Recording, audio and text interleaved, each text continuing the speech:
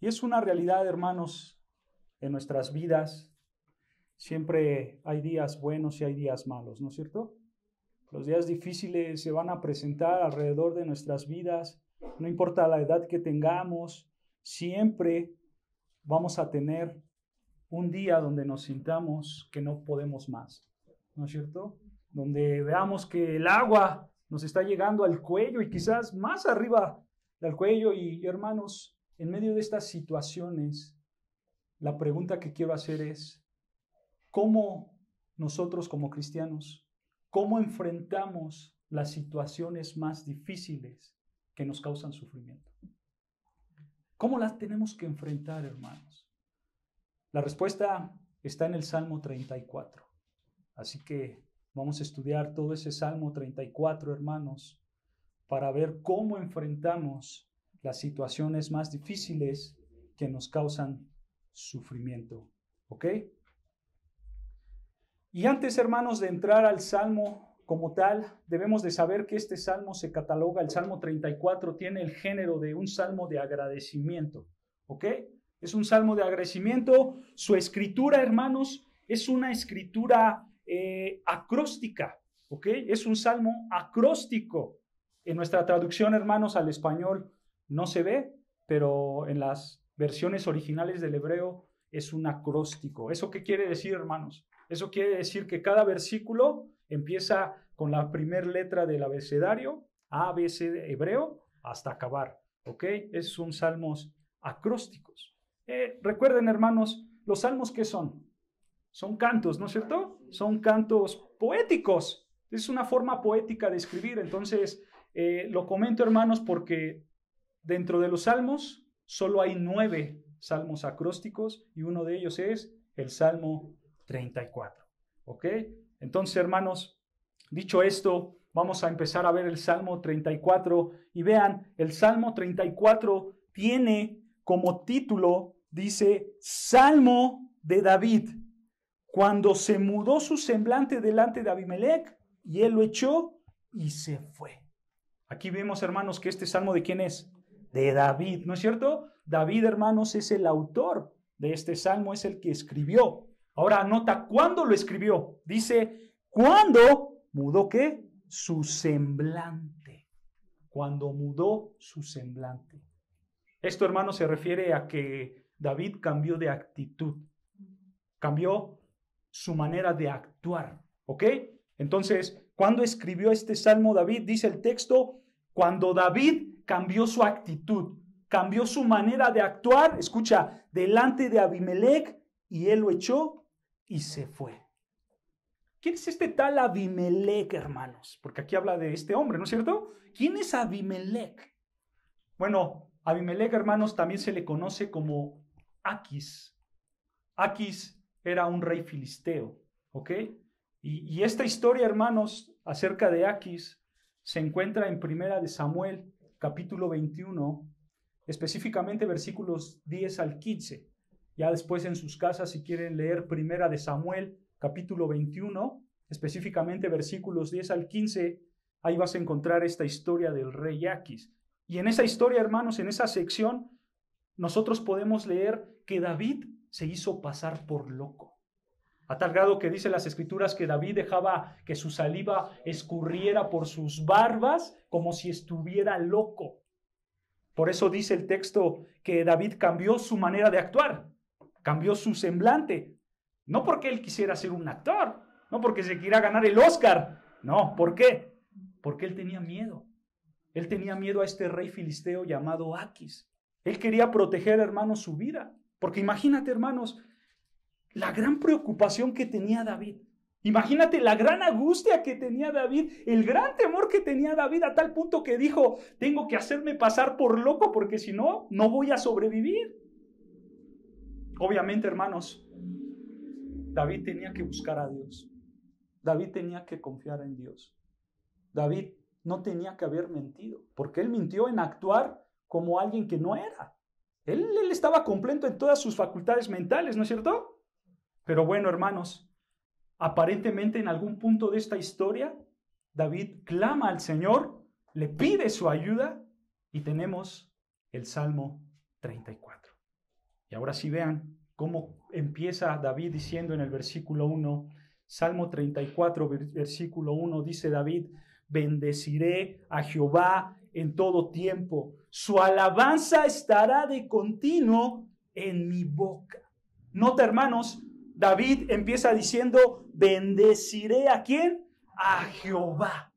Nota la palabra bendeciré. En griego, en hebreo, hermanos, bendeciré es barak. Barak. Que barak, hermanos, se traduce mejor como alabar. ¿Ok? Esa es la idea. Voy a alabar. Pero, hermanos, aquí hay algo muy importante. Alabar da la idea de postrarte en rodillas y adorar a Dios y bendecir a Dios. No estar de pie, sino postrarte. Entonces aquí tenemos a David que se postra en sus rodillas y alaba a Dios. ¿Ok? Ahora, ¿qué quiere decir eso de bendecir? ¿Qué quiere decir eso de alabar a Dios? Alabar, bendecir a Dios, hermanos, simplemente escucha, simplemente es decirle a Dios lo que Él es y lo que Él hace. Eso es bendecir, eso es alabar. Decirle a Dios lo que Él es y lo que Él hace. En otras palabras, hermanos, tú vas a repetirle a Dios, tú vas a decirle a Dios lo que Él es. Señor, tú eres santo, tú eres bueno.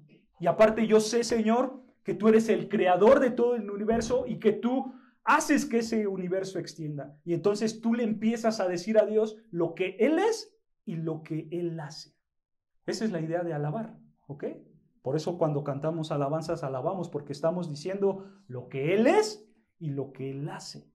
Por eso las alabanzas, hermanos, tienen que ser alabanzas bíblicas, alabanzas que hablen acerca de Dios, porque ahí lo bendecimos. Entonces, hermanos, tú le dices a Dios lo que Él es y lo que Él hace, y vean, David lo hacía. ¿Y cuándo lo hacía David, hermanos? ¿En qué momento lo hacía David? Dice versículo 1, bendeciré a Jehová, ¿en qué? En todo tiempo. Su alabanza estará de continuo en mi boca. Esta frase, hermanos, todo tiempo y continuo, da la idea, hermanos, de que David lo iba a hacer en todas las circunstancias de su vida en el cual él se encontraba.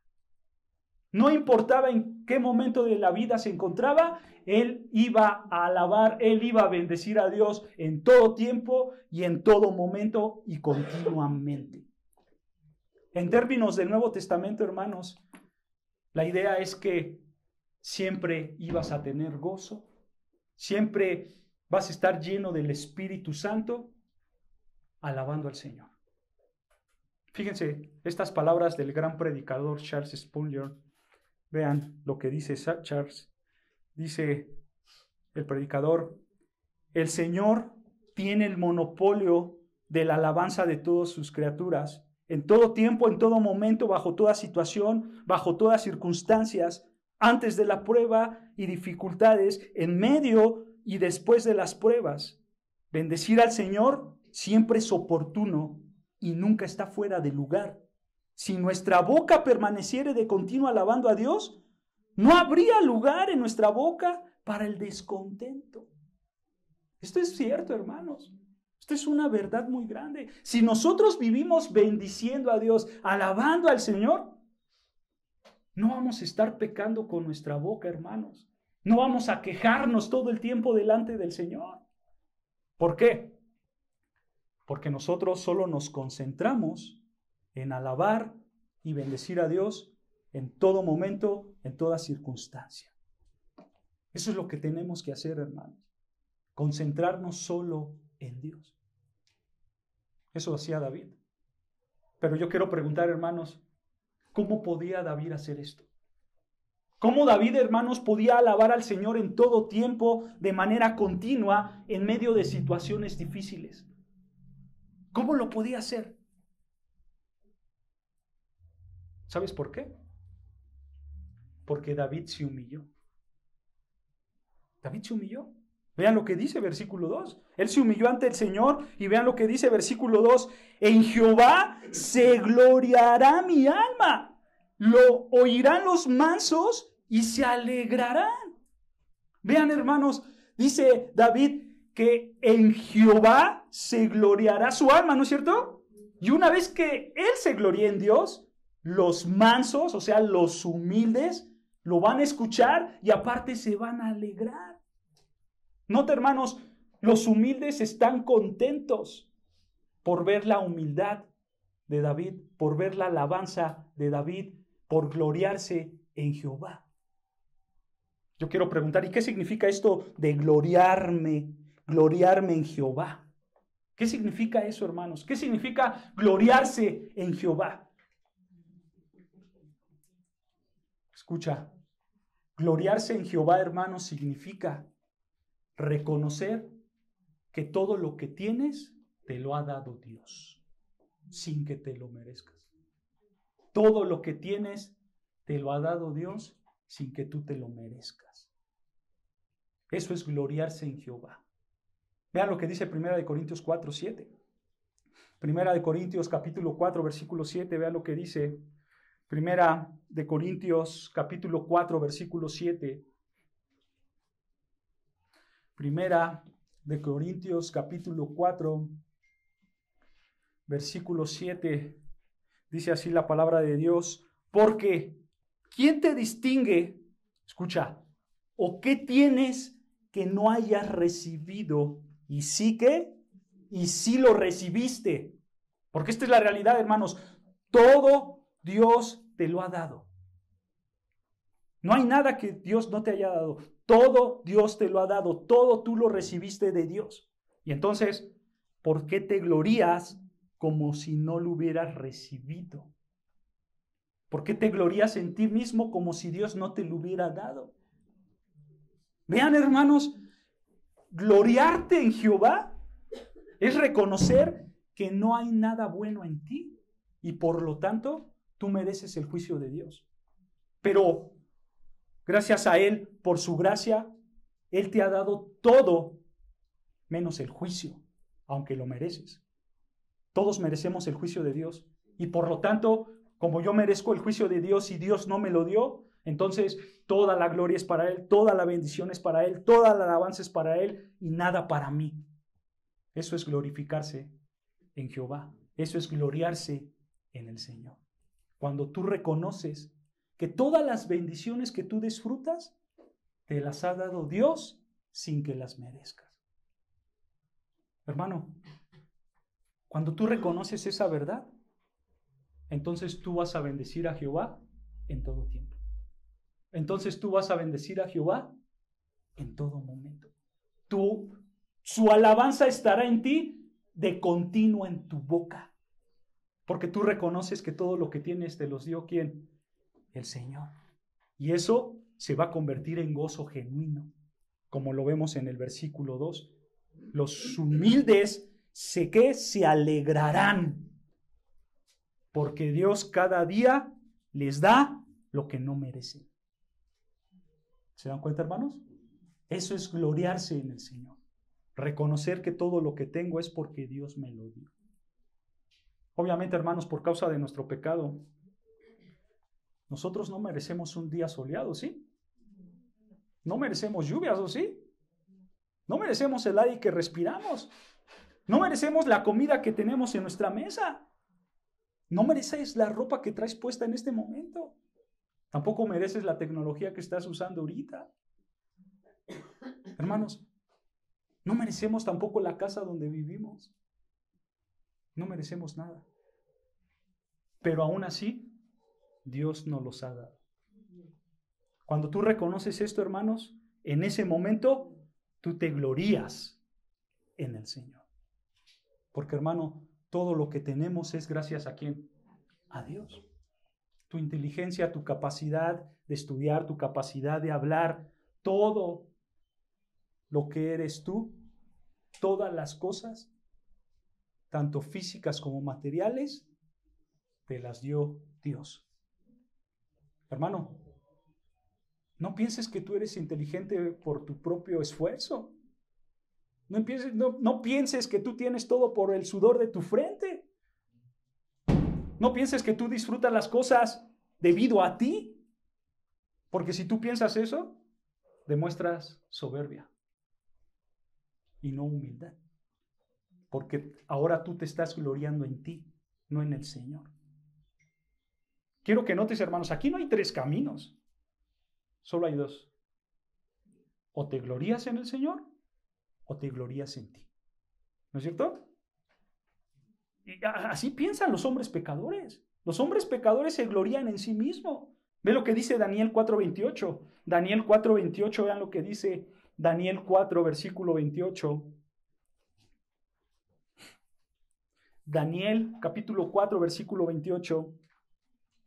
Vean lo que dice Daniel 4, versículo 28.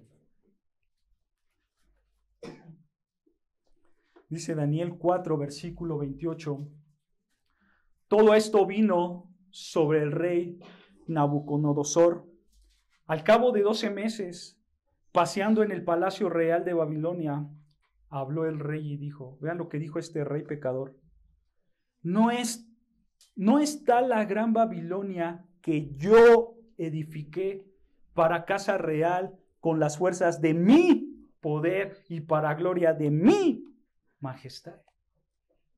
Vean, este es un himno para sí mismo. Yo lo construí, yo lo edifiqué, es mi reino. Si tú piensas así, estás pecando y no vas a bendecir a Jehová en todo tiempo, no lo vas a alabar continuamente. Hermano, pon atención porque esto es importante. Si tú piensas que mereces mejores circunstancias de las que estás pasando hoy en día, tú demuestras que no estás gloriándote en el Señor. Si tú piensas que mereces algo mejor que lo que Dios te está dando ahorita, no te estás gloriando en el Señor. Y por lo tanto, no vas a alabar al Señor en todo momento. Aquí el Señor ya nos desenmascaró nuestra soberbia, ¿no es cierto, hermanos? El Señor ya tocó nuestro duro corazón, porque somos dados a esto. Somos dados, hermanos, a pensar que merezco algo mejor de lo que tengo y por lo tanto yo solo voy a alabar a Dios cuando Él me dé lo que yo quiero. Es una actitud soberbia, ¿no es cierto? Y por desgracia luego actuamos de esta manera, hermanos.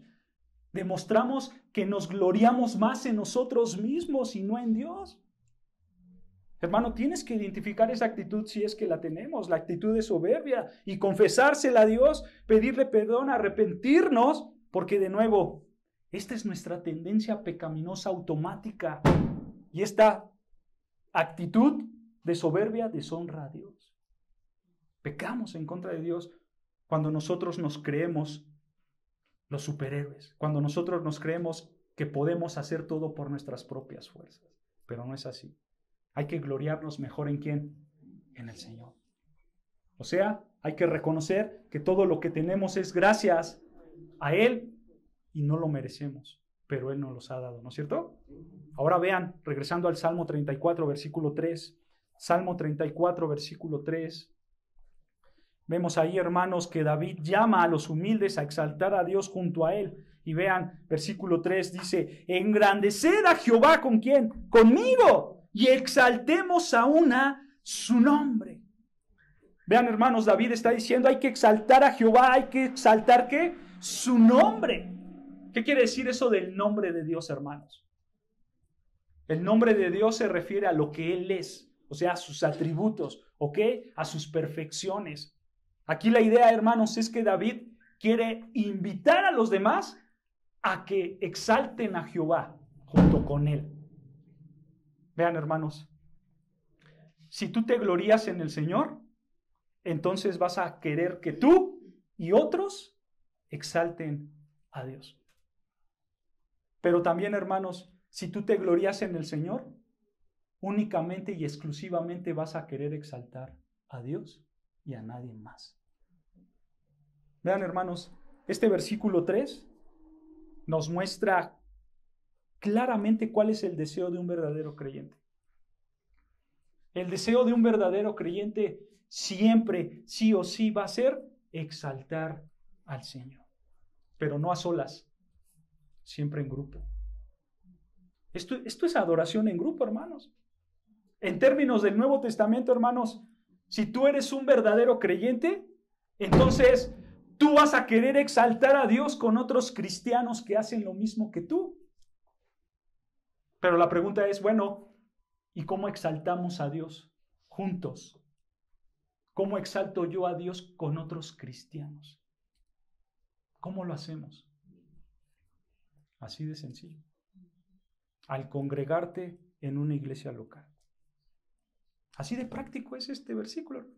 ¿Tú quieres exaltar a Dios en todo tiempo, en todo momento? Junto con otros hermanos, ven a la iglesia. Ven a la iglesia, porque hermanos, cuando tú vienes en adoración al Señor en esta iglesia local, tú pones en práctica estas palabras. Tú estás diciendo, hay que engrandecer a Jehová, vengan conmigo y exaltemos su nombre, porque queremos adorar al Señor. Eso es lo que hace la iglesia. Ve lo que dice Hechos 2:46. Hechos 2:46, vean lo que dice. Hechos 2, versículo 46. Hechos 2, versículo 46. Vean lo que hacía la iglesia, nuestros primeros hermanos. Ellos, dice el texto, Hechos 2:46, y perseverando unánimes cada día en el templo y partiendo el pan en las casas, comían juntos con alegría y sencillez de corazón, ¿haciendo qué? Alabando a Dios. Vean, ellos venían con sencillez de corazón, o sea, con humildad. Ellos venían con humildad para alabar a Dios. Es lo mismo que estamos estudiando en el Salmo 34, hermanos. Un grupo de personas se reúne para gloriarse en el Señor, no en sí mismos, sino solo y exclusivamente en el Señor. ¿Se dan cuenta? Pero quiero que notes algo regresando al Salmo 34, versículo 3. Vean, regresando al Salmo 34, versículo 3, dice, engrandeced a Jehová conmigo y exaltemos a una su nombre. Quiero que veas una verdad importante, hermanos. Cuando tú tienes una iglesia local que está centrado en exaltar al Señor, entonces tú vas a tener una iglesia unida, no dividida. Porque este grupo de personas a una alaban el nombre del Señor. Una iglesia, hermanos, que quiere exaltar el nombre del Señor es una iglesia unida. Quiero que pienses en esto, hermanos. Porque cuando la iglesia local quiere exaltar a este Dios soberano, todos tienen que tener la misma meta. A una tienen que tener un solo pensamiento. ¿Cuál es? Exaltar al Señor. Exaltar al Señor. Y cuando todos pensamos en eso, ahora sí, eso fomenta ¿qué? La unidad. Hermanos, esto es tan importante para la vida de una iglesia. Todos nosotros tenemos que tener una misma meta. Todos nosotros tenemos que tener un mismo propósito, el cual es que exaltar al Señor, alabar al Señor, glorificarnos en el Señor. Hermanos, como Iglesia Cristiana Gracia Sublime Coajimalpa, que este sea nuestra mayor meta, hermanos, exaltarnos en el Señor para tener una misma unidad. ¿Ok? Suena fácil, hermanos, pero a veces nuestra carnalidad sale, ¿no es cierto? A veces nuestro pecado sale porque dejamos de concentrarnos en el Señor. Empezamos a ver otras cosas terrenales y no nuestras cosas celestiales. Porque mostramos, hermanos, que nuestra mirada está en este mundo y no en las cosas de Dios. Porque yo pienso que primero me tengo que ver yo a mí mismo y después a mi hermano. Y entonces cuando empezamos a tener esta manera de pensar, ¿qué va a pasar? A mí el Señor no me satisface. A mí los demás no me satisfacen. Entonces yo no me glorío en el Señor, sino que me glorío ¿en quién? En mí mismo. Bueno, hermanos, esta es una realidad. El egoísmo siempre va a buscar exaltarse a sí mismo. Y Dios ve eso como un pecado. Y todos nosotros como iglesia estamos expuestos a ese pecado. Ve lo que dice 1 Corintios 26. Perdón, Primera de Corintios capítulo 1, versículo 26. Primera de Corintios capítulo 1, versículo 26. Esta iglesia de Corintio, hermano, estaba expuesto a esto. Estaba expuesto a exaltarse a sí mismos y no al Señor. Primera de Corintios capítulo 1, versículo 26. En su contexto, hermanos, esta iglesia de Corintio estaba dividida y entonces algunos empezaban a decir, yo soy de Pablo, otros, yo soy de Apolo, otros, yo soy de Cefas. Y por acá decían, sí, pues ¿qué crees? Yo soy de Cristo, ¿no? Y entonces empezaba esta división. Estos hombres no se daban cuenta que al que predicaban, o sea, a Cristo, Él era mismo un solo. Y Él quería que todos fueran un solo cuerpo, pero ellos estaban divididos. Y por eso Pablo les dice, vean, versículo 26, Primera de Corintios 1, versículo 26, Pablo les dice, pues mirad, hermanos, vuestra vocación. O sea, Pablo está diciendo, observa quién eres realmente. Te voy a decir quién eres tú realmente. Tu vocación es esta, que no eres muchos sabios según la carne, ni muchos poderosos, ni muchos nobles, sino que lo necio del mundo escogió Dios. Estos son ellos, estos son ustedes, esta es tu vocación. Ustedes son los necios que escogió Dios. ¿Para qué? Para avergonzar a los sabios y lo débil del mundo escogió Dios, para avergonzar a lo fuerte y lo vil del mundo y lo menospreciado escogió Dios, y lo que no es, para deshacer lo que es. Escucha, versículo 29, a fin, o con el propósito, a fin. Este es el propósito, hermanos, de que Dios escoge a este tipo de personas. A personas, hermanos, débiles, que no son sabias. Dios escoge a este tipo de personas, escucha, para que nadie se jacte en su presencia. ¿Sino para qué? Vean, más claro, versículo 30. Más por Él, o sea, gracias a Cristo, gracias a lo que Cristo hizo por cada uno de nosotros, más por Él estáis vosotros en donde, en Cristo Jesús, el cual nos ha sido hechos por Dios sabiduría, justificación, santificación y redención, para, o con el propósito, como está escrito, el que se gloría, que gloríese en el Señor. En pocas palabras, hermanos, Pablo le está diciendo, hermanos, yo no sé de qué se pelean. Ustedes son lo necio del mundo. Ustedes son lo más vil. Ustedes son los más menospreciados. Pero Dios, que da todas las cosas, que es Cristo Jesús, Él nos dio la salvación. Él nos dio todas las cosas. ¿Para qué? Para que te gloríes en Él y solo en Él.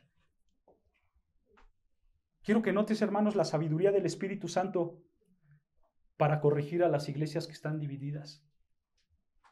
Las iglesias se dividen porque los hermanos se empiezan a ver más altos que los otros. Pero el Espíritu Santo les dice, no te creas superior. Tú eres vil, tú eres menospreciado, tú no eres nada. Todo lo hizo Cristo, no tú. Así que gloríate en Cristo y no en ti. Necesitamos recordar esto continuamente, ¿no es cierto, hermanos? Necesitamos continuar recordando que no somos nada, que no merecemos nada y que no debemos de exaltarnos a nosotros continuamente, sino solo ¿a quién? Al Señor Jesucristo. Porque, hermanos, solo a Él le debemos la gloria. Porque, hermanos, de Él proceden todas las cosas, ¿no es cierto? Incluyendo nuestra salvación. En el momento que nosotros perdamos esto de vista, hermanos, vamos a empezar a caminar en el camino de la división. Y cuando esto pasa, hermanos, cuando tú te crees superior a todos y me olvido de los demás, ya todo está perdido. Y esta iglesia va a desaparecer. Porque no tiene sus ojos puestos en Cristo. Porque yo busco mis deseos personales y si alguien me hace algo, entonces yo también le voy a hacer. Hermanos, esa es la actitud de soberbia que tenemos que evitar. Esto es algo terrible. Una división en una iglesia es algo terrible que Dios no quiere. Nosotros somos uno, ¿en quién? En Cristo. pero Él es el dador de todas las cosas, así que solo exaltemos a Él. Entonces, hermanos, quiero que veas que tenemos que pensar en la unidad, ¿no es cierto? Para poder evitar, por supuesto, la división y así proteger esta iglesia. Porque, hermanos, solo tenemos que exaltar a nuestro Señor Jesucristo y la unidad lo va a permitir. La pregunta es, ¿cómo exaltamos a Dios? Porque si tenemos que exaltar a Dios para fomentar la unidad, ¿cómo exaltamos a Dios? Como lo hizo David, hermanos, reconociendo nuestra dependencia total a Dios. Es lo que dice, regresando al Salmo 34, versículo 4. Vean, Salmo 34, cómo David exaltó a Dios, reconociendo su dependencia total a Dios. Salmo 34, versículo 4, dice David, busqué a Jehová y Él me oyó y me libró de todos mis temores. Así de sencillo. Esto es exaltar a Dios, hermanos. Buscar a Dios, depender de Dios. Ve, hermanos, cómo David reconoció que no fue él, sino que fue ¿quién? Fue Jehová. Jehová fue el que le dio la libertad de sus temores. Solo Jehová y nada más que Jehová. Otra vez, esto nos vuelve a mostrar la humildad de David, ¿no es cierto? Pero sobre todo, hermanos, estas palabras muestran la suficiencia, el poder y la misericordia de Dios. Porque este nombre de Jehová, hermanos, Jehová en hebreo es ¿qué? Es Yahvé. Que Yahvé, hermanos, apunta a la autosuficiencia de Dios. O sea, Dios, hermanos, no depende de nada ni de nadie para hacer lo que Él quiera hacer. Él es perfecto en todo. Por eso es el Dios de Israel, Yahvé. ¿Ok?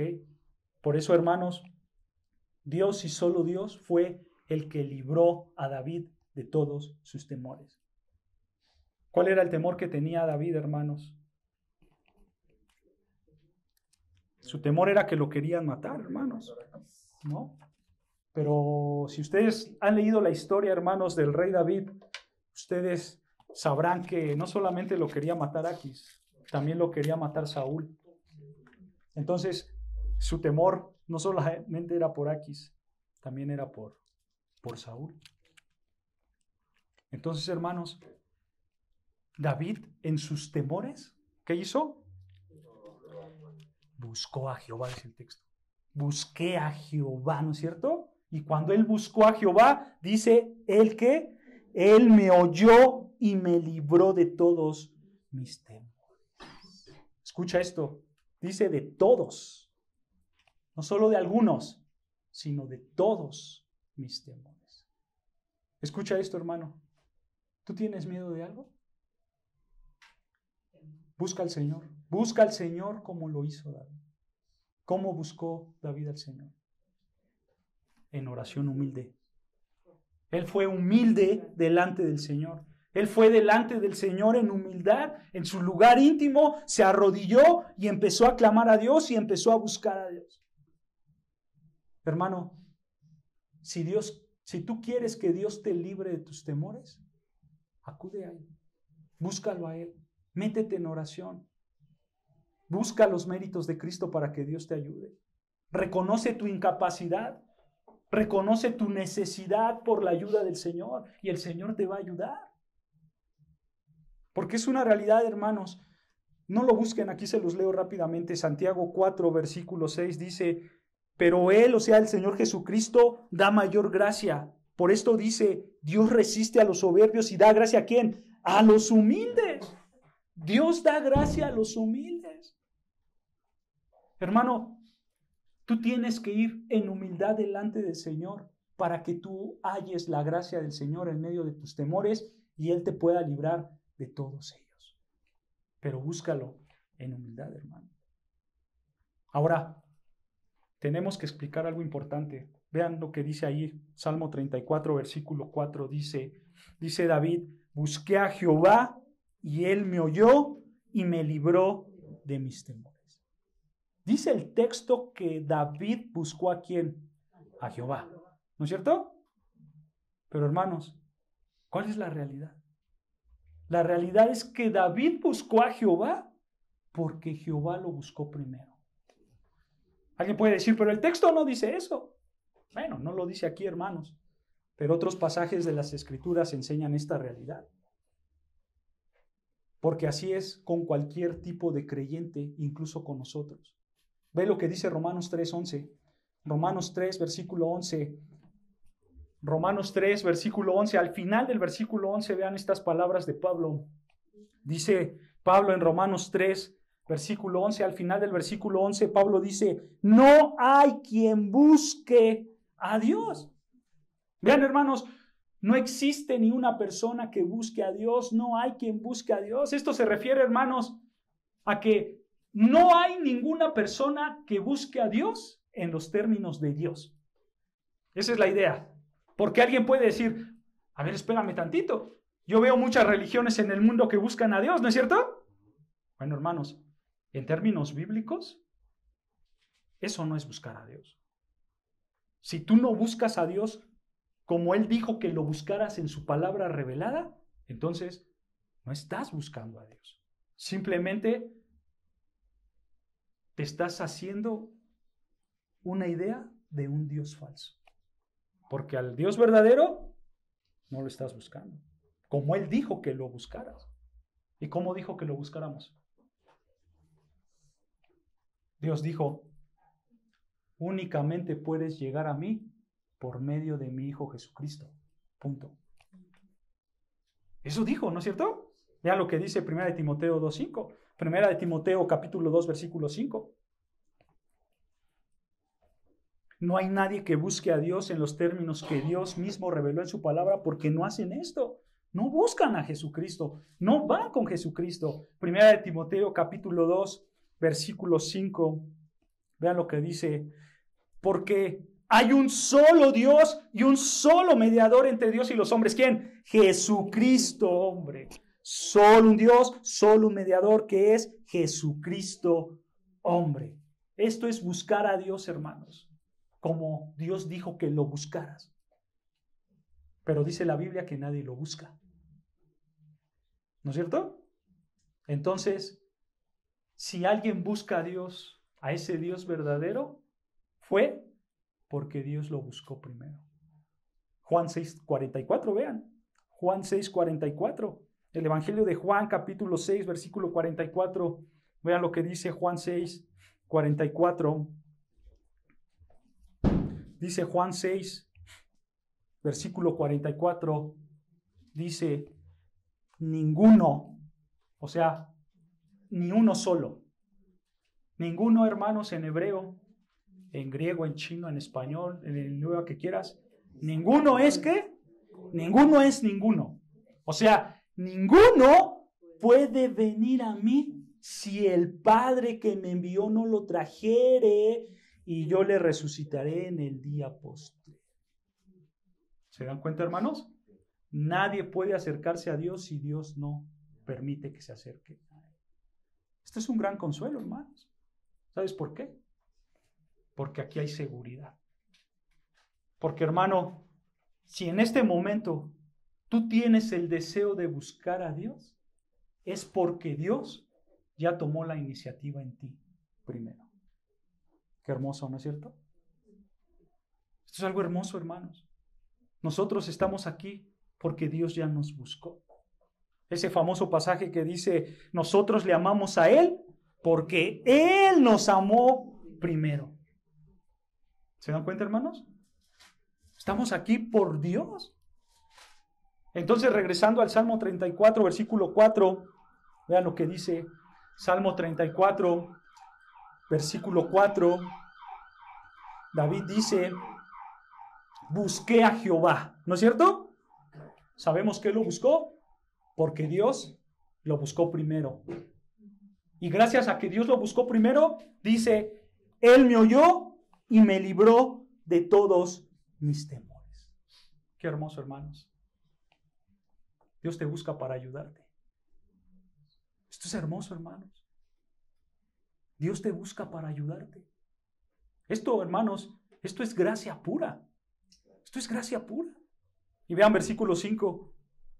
Los que miraron a él fueron alumbrados y sus rostros no fueron avergonzados. Esto significa, hermanos, que todos los que se humillan y buscan al Señor como David, el Señor les responde. El Señor los llena de gozo, porque el Señor los cuida. Él es su cuidador mismo. Esa es la idea, hermanos. Pero vean, David sigue reconociendo su necesidad y dice versículo 6, este pobre ¿qué? Clamó. Este pobre clamó. Nota la palabra pobre, que en hebreo es ani. Ani, hermanos, se traduce simplemente como miserable. David está diciendo, este miserable, este abrumado por todas sus necesidades, este pobre clamó y le oyó Jehová y lo libró de todas sus angustias. Escucha esto, hermano. Con esta actitud comienza la vida cristiana. Y con esta misma actitud continúa la vida cristiana.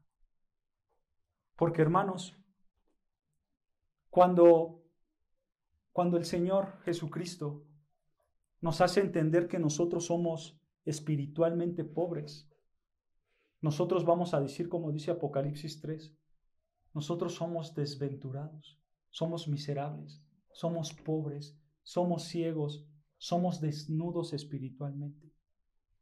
Y así debe de empezar la vida cristiana, reconociendo que, hermanos, que nosotros no tenemos nada que ofrecerle a Dios más que nuestro pecado. Tú no tienes nada que ofrecerle a Dios. Y por lo tanto, yo necesito ¿qué? Un Salvador. Ahí empieza la vida cristiana. Cuando tú reconoces que eres pobre, miserable, desventurado. Es como el publicano. ¿Recuerdan, hermanos, el publicano que se golpeaba a su pecho y que decía, yo no tengo absolutamente nada que ofrecerle a Dios, así que, Señor, sé propicio a mi pecador? Él estaba consciente de esta realidad, hermanos. Este hombre pecador, hermanos, no tenía nada que ofrecerle a Dios más que su pecado. Y ahí empieza la vida cristiana. Si tú reconoces que no puedes darle nada al Señor más que tu pecado, entonces, hermano, si no reconoces esa realidad, entonces no vas a poder conocer al Dios verdadero. No vas a poderlo conocer. Hermano, tu vida cristiana debe de empezar así, pero también debe de continuar así. Aun cuando ya eres salvo, aun cuando el Señor Jesucristo ya te rescató, aún así tú tienes que decir, yo soy un miserable, yo soy un pobre, yo soy un desventurado. Ve lo que dice Romanos 7, 18. Romanos 7, versículo 18.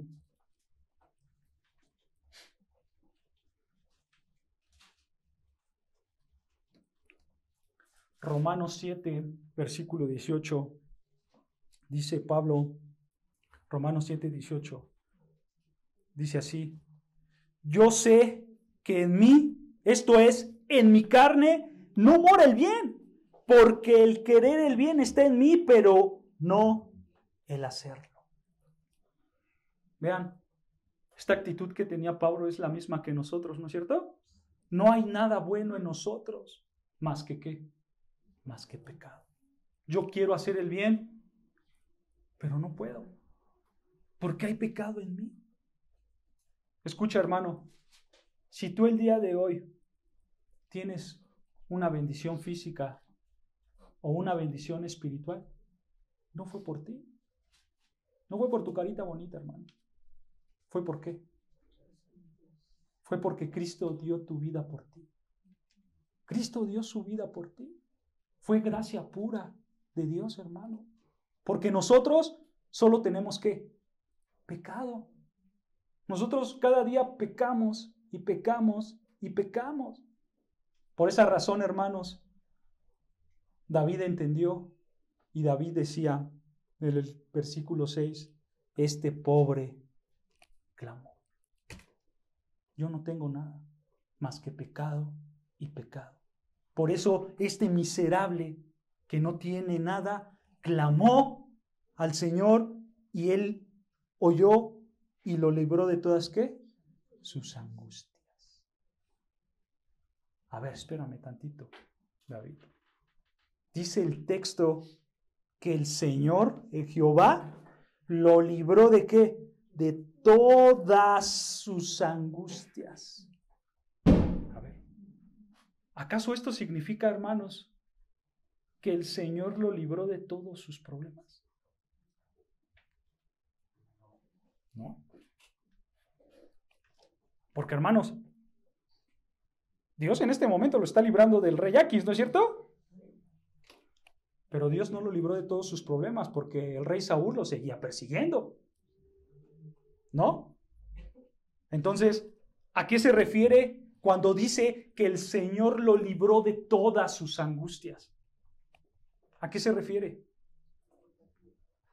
Vean, hermanos, la palabra clave de hecho es esa, angustias. Que angustias, hermanos, se traduce en hebreo que es Sara, se traduce como preocupaciones. El Señor lo libró de todas sus preocupaciones. La idea, hermanos, es del dolor emocional. ¿Ok? En términos del Nuevo Testamento se refiere a lo que Pablo escribió en Filipenses 4:6. Vean lo que dice Filipenses 4:6. Estas son palabras en términos del Nuevo Testamento. Filipenses 4, versículo 6. Filipenses 4, versículo 6. Dice Pablo, por nada estéis afanosos, sino sean conocidas vuestras peticiones delante de Dios en toda oración y ruego, con acción de gracias, o sea, en humildad. Y escucha, y la paz de Dios, que sobrepasa todo entendimiento, guardará vuestros corazones y vuestros pensamientos en Cristo Jesús. A esto se refiere. En medio de tu angustia, en medio de tu preocupación, en medio de tu afán, Dios te dará la paz que sobrepasa todo entendimiento, pero cuando lo busques en oración. Esa es la idea, hermanos. Entonces, hermano, tú no esperes que Dios quite todos tus problemas, todas tus dificultades. Tú no pienses, hermanos, que si tú vas y le dices a Dios, quítame todos mis problemas, Dios te los va a quitar. No esperes eso, hermano. El Señor no trabaja así. Si es su voluntad, Él lo va a hacer, ¿no es cierto? Pero hay muchas ocasiones, hermanos, donde Dios tiene, o quiere, mejor dicho, quiere dejarte en el sufrimiento. Y por más que le pidas, Él te va a dejar. Así como lo hizo con David. A David, ¿a quién le dejó? Al Saúl. Saúl lo quería matar, ¿no es cierto? Pero el Señor usó todo eso ¿para qué? Para mantener humilde a David. Para que él clamara al Señor, para que él dependiera totalmente del Señor, ¿no es cierto? Lo mismo pasó con Pablo. ¿Recuerdan que Pablo dice que él tenía un aguijón en la carne? ¿Recuerdan que Pablo le rogó al Señor 3 veces? No, le dijo, Señor, quítamelo, quítamelo, quítamelo. Pero el Señor no se lo quitó. ¿Pero qué le dijo? Pablo, bástate mi gracia porque mi poder se perfecciona en tu debilidad. Dios no se lo quitó, Dios no le quitó el problema, Dios no lo libró del sufrimiento, pero sí lo libró ¿de qué? De la angustia. Sí, de la angustia. Porque Dios le dio su palabra, bástate mi gracia y yo me voy a fortalecer en esa debilidad. Y entonces Pablo empezó a sobrellevar esa dificultad. Hermanos, así mismo es con nosotros. Nosotros enfrentamos una situación difícil de sufrimiento. ¿Qué tenemos que hacer? Clamar al Señor, ¿no es cierto? Orar al Señor. Y si Él quiere, hermano, nos va a quitar el problema, como a David con Aquis. Pero, hermanos, tienes que estar consciente que tú también puedes quizás tener el aguijón, así como Pablo lo tenía. Esa es una realidad, hermanos, que no se nos tiene que pasar. Pero hay otra realidad más grande. Si acudimos con una actitud humilde delante de Dios, con una dependencia total a Dios, reconociendo que somos pobres, miserables, entonces Dios, ¿qué va a hacer? Nos va a oír y nos va a librar de todas nuestras angustias, de todas nuestras preocupaciones emocionales. Hermano, ¿cómo Dios te libera de tus angustias? ¿Cómo Dios te libera de tus preocupaciones emocionales? Protegiéndote de la tristeza, protegiéndote del temor, protegiéndote de la preocupación, protegiéndote de la ansiedad, de la angustia, dándote ¿qué? Una paz que sobrepasa todo entendimiento. Sí, cierto, Señor. Yo sé que estoy inmerso en este problema. Yo sé que estoy pasando cosas difíciles. Las aguas turbulentas están hasta el cuello. Me estoy ahogando, Señor. Pero la gracia está conmigo, Señor. Y por eso, Padre, yo sé que tú me das tu paz. Yo sé que tú me das tu consuelo.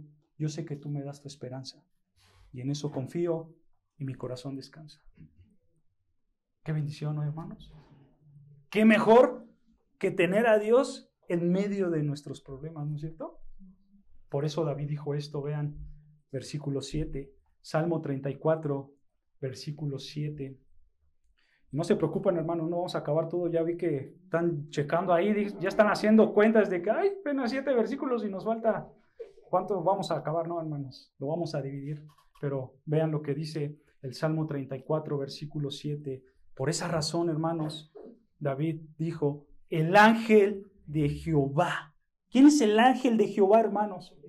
Es el Señor Jesucristo, ¿no es cierto? Que apareció varias veces en el Antiguo Testamento antes de su encarnación.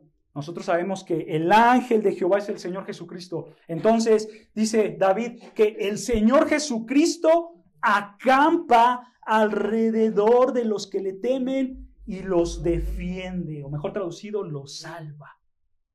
En el caso de David lo salvó del rey Aquis, ¿no es cierto? Pero hermano, si tú temes a Dios, Dios también te va a proteger de tus peligros físicos de acuerdo a su voluntad. Pero hermano, Dios no solo te va a proteger de los problemas físicos, Dios también te va a proteger de los problemas espirituales como lo hizo con Pedro, ¿recuerdas? Cuando Satanás lo quería zarandear, ¿no es cierto? Jesucristo intervino y oró por él. Hermanos, Dios te va a proteger a tal grado que ni siquiera Satanás te va a tocar sin la autorización de Dios mismo. ¿Por qué? Porque el Señor acampa alrededor de ti. Y nada va a pasar en tu vida, hermanos, sin que Dios lo sepa. Dios está al pendiente de todo lo que te pasa en tu vida, hermanos. Dios sabe todo lo que estás viviendo ahorita. Todo lo que pasa alrededor de ti, hermanos, Dios lo sabe. Y Dios sabe que es necesario. Dios sabe que esa prueba, esa dificultad es necesaria para hacerte a la imagen de su Hijo Jesucristo. Pero recuerda eso, Dios lo sabe. Dios está acampando alrededor. Eso, hermanos, eso es que el ángel de Jehová nos defienda. Eso es que el Señor Jesucristo esté con nosotros. Hermanos, nosotros tenemos la mejor protección y la protección más grande que cualquier ser humano pueda tener. Nosotros tenemos mejor protección que Donald Trump. Donald Trump con todo su ejército de hombres, con todo su ejército de camionetas blindadas. Pero nosotros tenemos a alguien más grande. El Señor Jesucristo. El ángel de Jehová. Esa es nuestra protección segura y verdadera, hermano. Vean, hermanos, quiero que veas la actitud de David. David está diciendo, yo soy miserable, ¿no es cierto? Yo soy un pobre, yo lo reconozco. Y entonces el Señor lo tiene ahí humillado. El Señor lo tiene ahí en sufrimiento. El Señor lo tiene ahí dependiendo de Él. Pero el Señor no lo hizo sufrir nada más porque sí. El Señor no lo hizo sufrir para que David muriera. ¿Por qué? Porque el Señor mismo acampó a su alrededor y lo salvó de sus angustias. A tal grado que nosotros sabemos que después David se convirtió en ¿quién? En el rey de Israel. Así contigo, hermano. Tú vas a sufrir muchos problemas físicos, hermano. Tú vas a sufrir muchos problemas espirituales, pero Dios va a estar contigo para que tú cumplas el propósito que Él tiene planeado en tu vida. Hermano, el Señor Jesucristo no te va a dejar. Para el Señor Jesucristo no va a haber nada que lo estorbe contigo. Él va a planear lo que tiene planeado para ti. Y quizás te va a dejar ese sufrimiento, pero es para que te mantengas humilde. Es para que te mantengas en el reconocimiento de que necesitas solo de Él y nada más que Él. Pero recuerda, Dios también mantiene ese sufrimiento controlado. También lo mantiene controlado. Así que no te preocupes, hermano. En medio de tu tormenta, el Dios soberano, el omnipotente, acampará alrededor de tu vida para darte la paz que necesitas hasta llevarte a la eternidad con Él. Esto es hermoso, hermanos. Dios está con nosotros. Dios no nos deja en medio de las situaciones difíciles.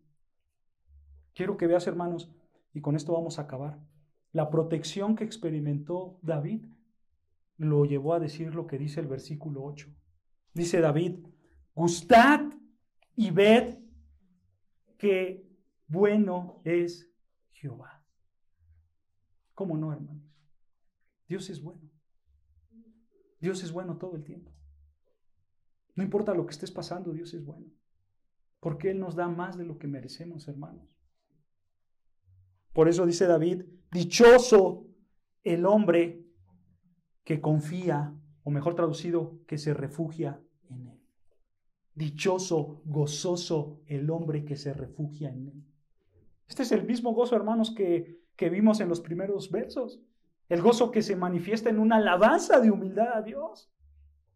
Entonces, hermanos, ¿cómo podemos gustarnos? ¿Cómo podemos saber que Dios es bueno? Al tener temor de Dios. Versículo 9. Temed, ¿a quién?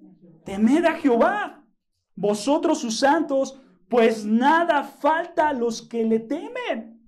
Por ejemplo, versículo 10. Los leoncillos necesitan y tienen hambre, pero los que buscan a Jehová no tendrán falta de ¿qué?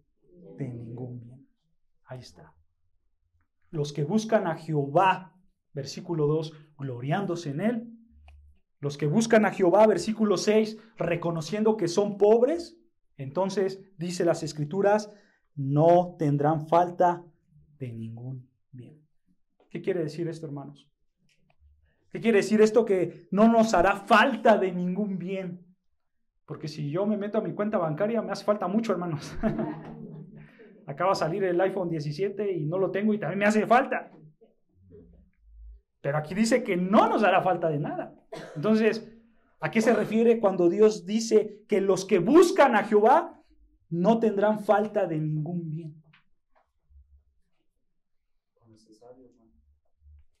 Fíjense, hermanos, se refiere a que Dios te dará todo lo que necesitas para que su voluntad se cumpla en tu vida. Eso es lo que significa. Dios te dará todo lo que necesitas para que el plan que el Señor planeó contigo se cumpla en tu vida.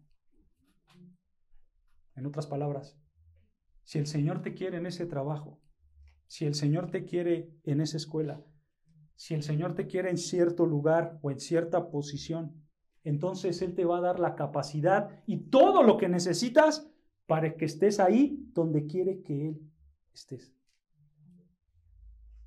Eso es un consuelo grande, hermanos. Porque otra vez, el Señor acampa a nuestro alrededor. Y no importa las circunstancias donde estemos, si el Señor nos puso ahí, Él está ahí con nosotros, cuidándonos. Por eso, hermanos, David alababa como alababa en el versículo 1. Porque él entendía estas gloriosas verdades. Espero que tú también lo entiendas, hermanos.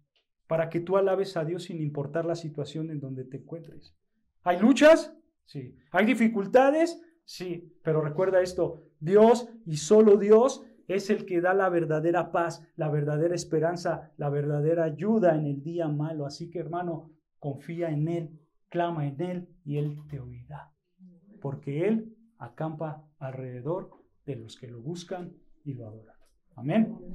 Oremos al Señor, hermanos.